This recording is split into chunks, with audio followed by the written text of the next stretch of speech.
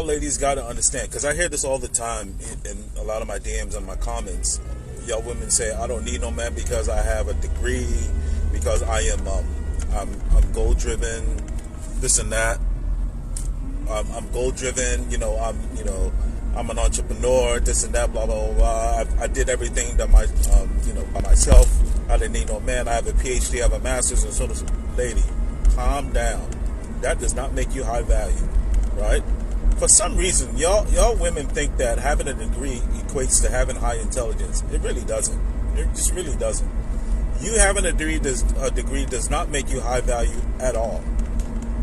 A man will take a woman that works at Burger King, right? That is submissive, that is nice, that is friendly, that does not have kids from other men, all day, every day, right? That is not accomplished, that did not go to college.